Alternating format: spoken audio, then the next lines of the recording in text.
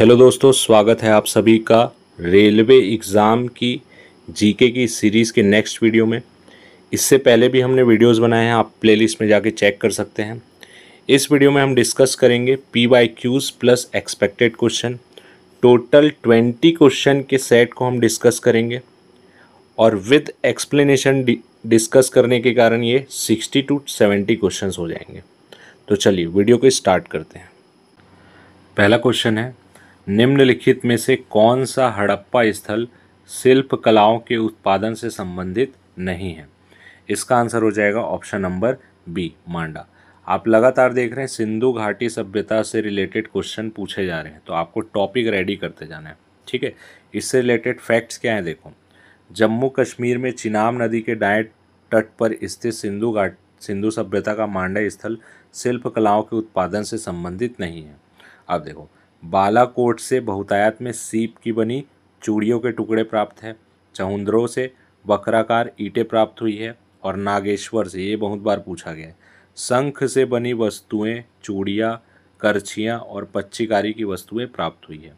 Next question, वेदों को Indo Aryan सभ्यता का सर्वप्रथम साहित्यिक अभिलेख माना जाता है। इसमें शामिल 4 वेदों के नाम, ऋग्वेद है सबसे प्राचीन, फिर सामवेद, यजुर्वेद और नेक्स्ट हो जाएगा अथर्ववेद, ऑप्शन नंबर ए। इससे रिलेटेड फैक्ट आपको याद रखने हैं कि वेदों को इंडो आर्यन सभ्यता का सर्वप्रथम साहित्यिक अभिलेख माना जाता है। संकलन कौन किया था, ये इंपॉर्टेंट है, महर्षि कृष्ण द्वैपायन, वेद व्यास ने इसका संकलन किया था। वेद का मतलब क्या होता है, अर्थ इसका होता है ज्ञान। इसमें आर्यों के आगमन व बसने की जानकारी मिलती है। 4 वेद है जैसा आपको पता है, और इन चारों वेदों को संहिता कहा जाता है। नेक्स्ट क्वेश्चन, जैन धर्म में तीर्थकर किसे कहते हैं, तीर्थंकर किसे कहते हैं? तो इसका आंसर हो जाएगा ऑप्शन नंबर ए, धर्म का रक्षक एवं आध्यात्मिक शिक्षक जो मोक्ष या मुक्ति का मार्ग बताता है, उसको तीर्थंकर बोलते हैं। तो इससे रिलेटेड फैक्ट आपको याद रखना है कि जैन धर्म में कुल 24 तीर्थंकर हुए हैं। ऋषभदेव पहले तीर्थंकर, महावीर स्वामी 24वें। अब आपको कमेंट में बताना है कि दूसरे और 23वें कौन थे, ये भी हम पहले डिस्कस कर चुके हैं और बहुत सारे एग्जाम में पूछा गया है। नेक्स्ट क्वेश्चन, कांचीपुरम में कैलाशनाथम मंदिर का निर्माण किसके शासनकाल में हुआ था? इसका आंसर हो जाएगा ऑप्शन नंबर सी, पल्लव। इससे रिलेटेड फैक्ट आपको याद रखने हैं, कैलाशनाथम मंदिर का निर्माण पल्लव वंश के शासक नरसिंह वर्मन II ने करवाया था। इसी मंदिर से द्रविड़ स्थापत्य कला की शुरुआत हुई है। कहाँ है ये? तमिलनाडु में। नेक्स्ट क्वेश्चन, तांत्रिक योगिनी पथ का मूल स्थान डैश माना जाता है? इसका आंसर हो जाएगा ऑप्शन नंबर सी, ओडिशा।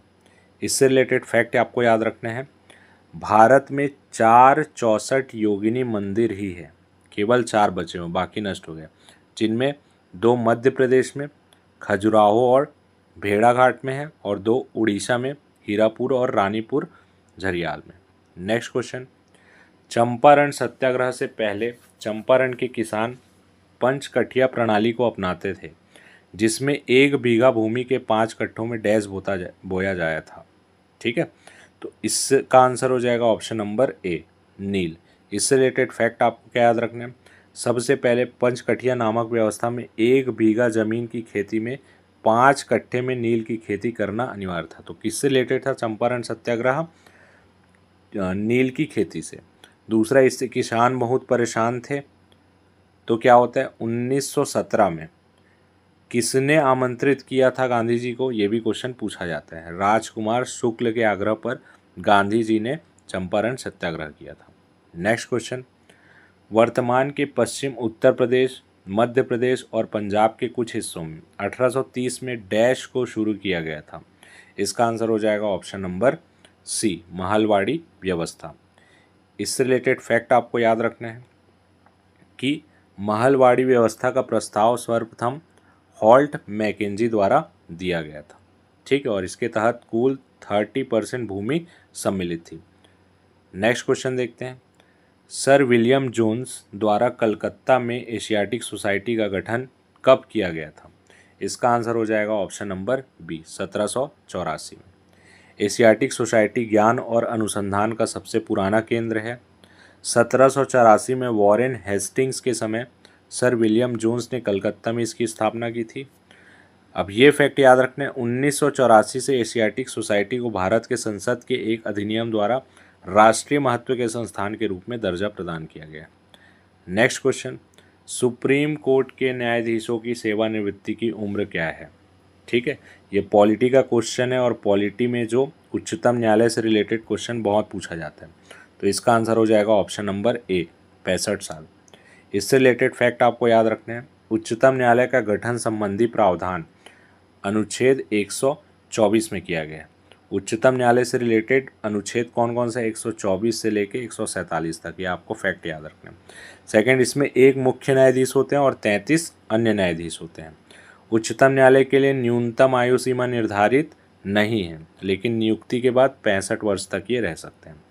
नेक्स्ट क्वेश्चन, भारत में किसी भी दीवानी या फौजदारी मामले को एक राज्य के उच्च न्यायालय से दूसरे राज्य के उच्च न्यायालय में या किसी अधीनस्थ न्यायालय से दूसरे राज्य के उच्च न्यायालय में स्थानांतरित करने का निर्देश कौन दे सकता है?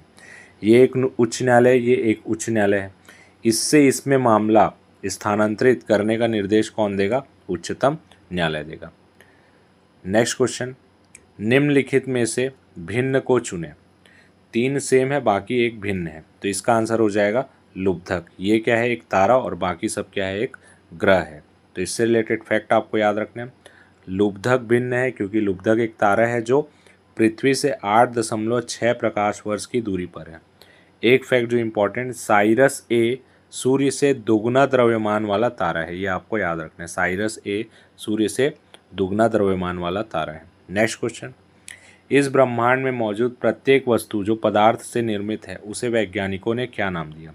इसका आंसर हो जाएगा ऑप्शन नंबर डी, द्रव्य। देखो, द्रव्य की 2 क्वालिटी होती है, ये कुछ ना कुछ स्थान घेरता है और इसका कुछ ना कुछ अपना भार होता है। ठीक है। नेक्स्ट क्वेश्चन, निम्नलिखित में से कौन सी वस्तु सूर्य के चारों ओर परिक्रमा करती है? ये सूर्य, इसके चारों ओर ग्रह परिक्रमा करते हैं। अब इससे रिलेटेड फैक्ट आपको याद रखने हैं।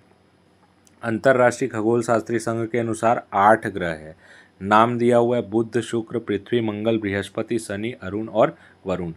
3 बौने ग्रह हैं, इनका नाम याद रखना है, सेरेस, प्लूटो और एरिस। अब 4 आंतरिक ग्रह है जिसको क्या बोला जाता है? स्थलीय ग्रह। कौन कौन सा है? बुध, शुक्र, पृथ्वी और मंगल। और 4 बाह्य ग्रह है, कौन कौन से? बृहस्पति, शनि, अरुण और वरुण। तो ये 4 बाह्य ग्रह है और ये 4 आंतरिक ग्रह या स्थलीय ग्रह है, जिसे जेवियन ग्रह कहा जाता है। ठीक है। अब इससे रिलेटेड फैक्ट एक याद रखना, कॉपरनिकस ने 1530 में बताया कि सूर्य ब्रह्मांड के केंद्र में है और सारे ग्रह इसकी परिक्रमा करते हैं। तो किसने बताया? ये क्वेश्चन पूछा गया है, कॉपरनिकस ने। कब? 1530 में। नेक्स्ट क्वेश्चन, निम्न में से कौन सा देश बिटकॉइन को वैध मुद्रा के रूप में स्वीकार करने वाला दुनिया का पहला देश बन गया है? ये उस टाइम करेंट अफेयर्स का क्वेश्चन था, लेकिन इससे रिलेटेड आपको एक फैक्ट याद रखना है। सबसे पहले इसका आंसर याद रखो, अल सल्वाडोर। अब इससे रिलेटेड आपको याद रखना है कि बिटकॉइन है क्या? तो ये क्या है? एक डिजिटल मुद्रा या क्रिप्टो करेंसी जो तत्काल भुगतान को सक्षम बनाती है। यह मुद्रा ओपन सोर्स प्रोटोकॉल पर आधारित है, इसे किसी भी केंद्रीय प्राधिकरण द्वारा जारी नहीं किया जाता है। नेक्स्ट क्वेश्चन, इनमें से कौन सा नियामक निकाय भारत में एकमात्र नोट जारी करने वाला प्राधिकरण है? इसका आंसर हो जाएगा ऑप्शन नंबर बी, भारतीय रिजर्व बैंक, आरबीआई। इससे रिलेटेड फैक्ट आपको याद रखना है, भारतीय रिजर्व बैंक भारत सरकार का केंद्रीय बैंक है। पहला क्वेश्चन, भारत सरकार का केंद्रीय बैंक कौन सा है? तो याद रखना आरबीआई। दूसरा, इसकी स्थापना 1 अप्रैल 1935 को 5 करोड़ की अधिकृत पूंजी के साथ की गई थी। राष्ट्रीयकरण 1 जनवरी 1949 को हुआ। प्रथम गवर्नर कौन थे इसके? ऑसबोर्न स्मिथ थे। ठीक है। नेक्स्ट, इनके कार्य कौन कौन से हैं? तो देखो, आरबीआई को बैंकों के बैंक के रूप में जाना जाता है। इनका विदेशी विनिमय को नियंत्रित करने का कार्य होता है। साख नियंत्रण, आंकड़ों का संग्रह और नोटों का निर्गमन इत्यादि इसके कार्य होते हैं। नेक्स्ट क्वेश्चन, विश्व के सबसे प्रतिष्ठित अंग्रेजी भाषा साहित्यिक पुरस्कार का नाम क्या है? इसका आंसर हो जाएगा option number C, Man Booker पुरस्कार। ठीक है। इससे रिलेटेड फैक्ट इसकी शुरुआत 1969 में की गई थी। इसके विजेता लेखक को 50,000 पाउंड की राशि दी जाती है। ये इम्पॉर्टेंट है कि किसको किसको इंडिया में मिला है।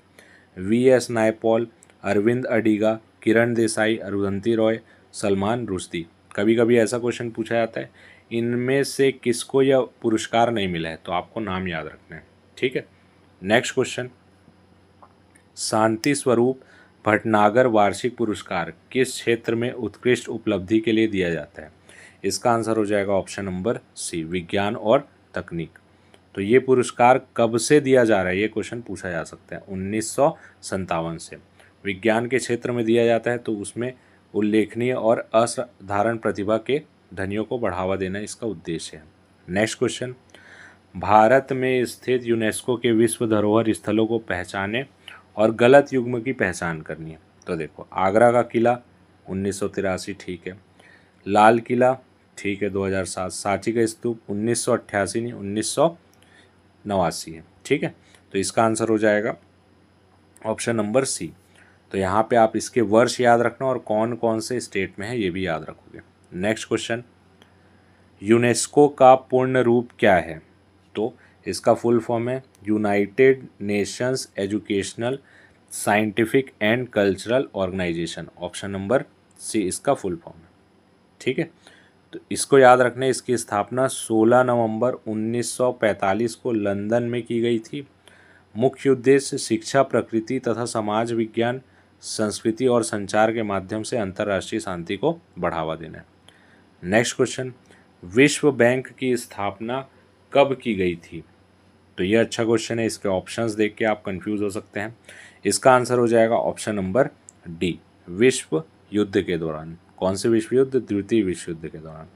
द्वितीय विश्व युद्ध कब से कब तक चला था? 1939 से लेकर 45 तक, और विश्व बैंक का गठन हुआ था 1944 में। तो द्वितीय विश्व युद्ध के दौरान इसकी क्या हुई थी? स्थापना।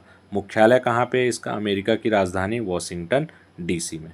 तो ये थे आज के टॉप 20 क्वेश्चन, जिससे रिलेटेड हमने 50 to 60 फैक्ट्स देखे हैं, जो अपने आप में एक क्वेश्चन के फॉर्म में पूछा गया है।